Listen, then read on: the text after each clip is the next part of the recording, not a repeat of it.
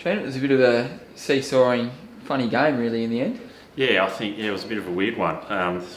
We played a few 5-minute patches here and there. Like they jumped us at the start, and I thought we worked pretty decently back into the contest and felt like we were in an okay place. And then probably a bit of red time in the second quarter. They kicked a couple, and that sort of put us on the back foot. The third quarter was okay, but not great. And then the front half of our last quarter was okay, and then we dropped away again. So yeah, it was a real bit of a roller coaster game. So a bit up and down. So yeah, hard one to make of what it was.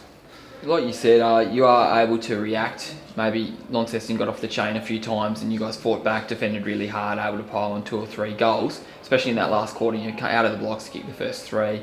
Is it about now working out how to get the boys to act instead of reacting? Sort of pile those goals on first, or defend that hard early instead of doing it after the other side already has? Yeah, it's probably one of those big things that has been for us over the last 18 months is like momentum and understanding scenarios. So when the opposition has got it, how can we get it back?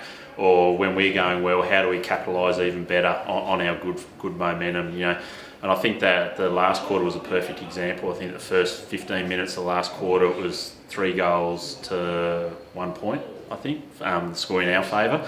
Then the second 15 minutes was the reverse. I think it was 4 goals to 1 point there. So but that second part of the quarters is when the game gets tough. So that's when we've got to sort of step up and understand how to capitalise on good form. And we didn't do a great job of that today.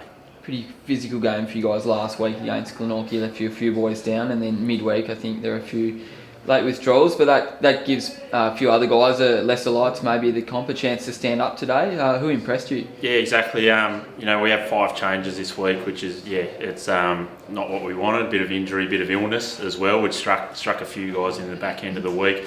I thought Alex Bessel coming in, especially his first part of his last quarter, was really good. The thing I suppose we've got to remember with Alex, he's still 16 years old, but he's still, he tackles, he had great energy in that last bit of the quarter. And I thought Jack Pearce coming in as well, like he gave a good target up forward, he presented up well at the ball, and we probably have been falling down a little bit around centre half forward, that zone. I thought he worked really hard all day, and obviously, Micah and Thorp, renewed acquaintances, and I thought that they had a pretty good battle as well. Yeah, that was one I was going to point out. I thought Micah Reynolds did an outstanding job on Thorp, who was getting, some pretty bullet delivery into that forward 50. I thought Tyler Carter, again, presented really well.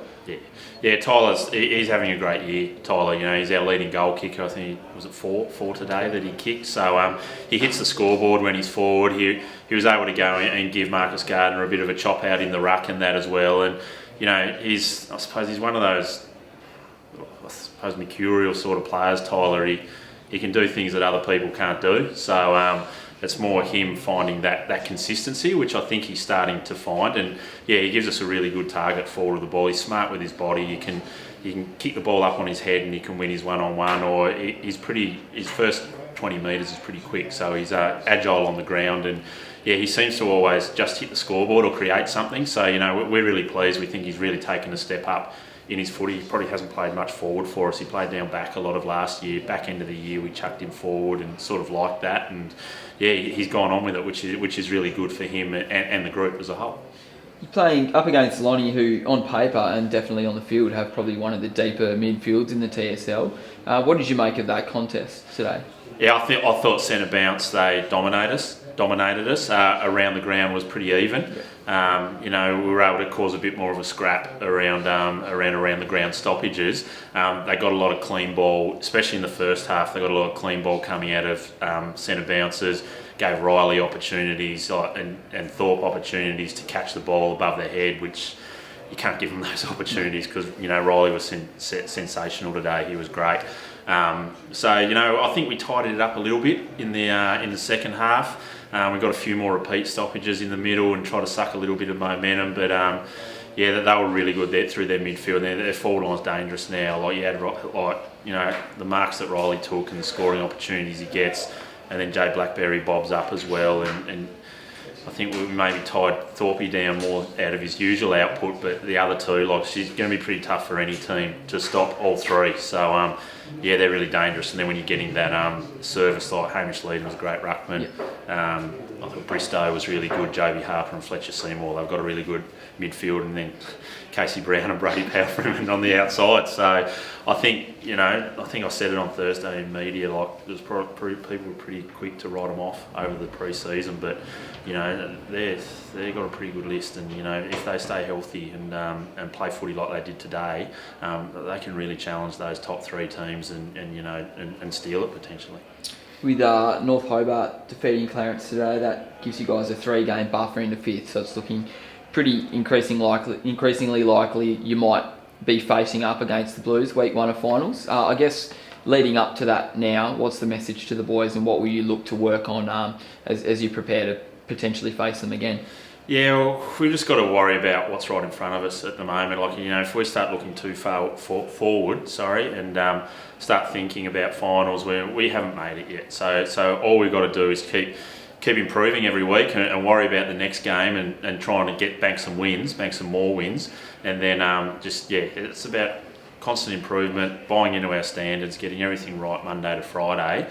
And then Saturday, takes care of itself. So, next week's another great challenge for us. North Lonnie look like they've hit at the right time. They've hit a bit of good forms for us to come down here next week. So, that's no better challenge to see where we're at as well when you play North Lonnie too. Thorp, it was a pretty convincing margin in the end. What did you make of the game? I thought we got on top around the stoppages. We had a pretty significant win around that area. I thought our big bulls inside did some great work. Fletcher Seymour and Joby Harper in particular were really strong around the contest. Tim Bristow was outstanding in his return. And we got a lot of inside 50s and had a lot of avenues to goal. So really pleased with the result to come away from home and get the win. You came out of the blocks in that first 15 minutes with 4 really quick goals. Yeah. The Tigers managed to strike back a bit, I guess, but then you guys again, just whenever they seem to be biting back or matching you guys in the contest, able to find that extra gear. Yeah, I mean, good sides and developing sides like we want to be, respond, with momentum swings. They certainly had patches where they got on top of us, and it was really pleasing to see some maturity and just to steady when we needed to. And the first 4 goals were really important because they actually jumped us last game and we had to claw our way back into that contest. It was nice to actually put the shoe on the other foot today and get out of the blocks early. Dylan Riley and Jay Blackberry were busy up forward. Yeah, no, we certainly, we've got a lot of avenues to goal, and we identified their matchups today as ones that could be of value to us if we entered the ball inside 50 well, and to the boys' credit, they did a great job. I think Jay kicked 4 and Dill kicked 3, and Dill took some fantastic catches above his head, and when the ball hit the deck he was equally as dangerous. So we're working really hard on having multiple avenues to goal. James Gillow did a really strong role as well and hit the scoreboard. Tim Bristow kicked 2 from the midfield. We had a lot of goal kickers, which was good. Seems that you're hitting your straps at the right time. You've got Jay Blackberry fully fit. You've got Dylan back now in the system and absolutely firing.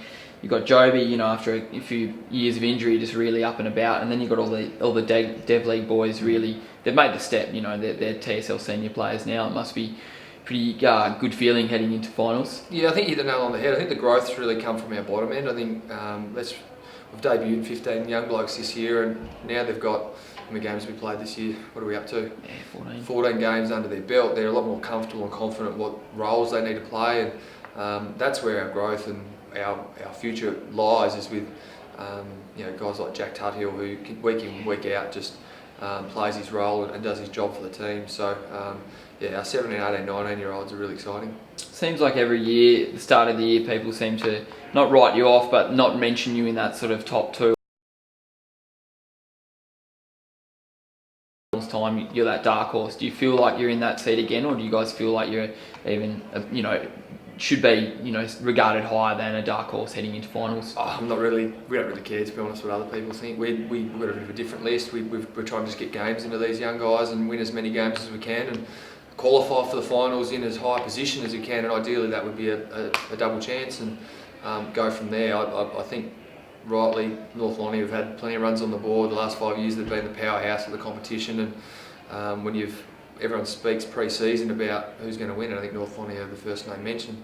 Very difficult to ignore what Lauderdale have been up to over the last few years, and in particular this season. So we're happy just to put our head down, bum up, and try and get better as the season goes on, and try and be dangerous as we can.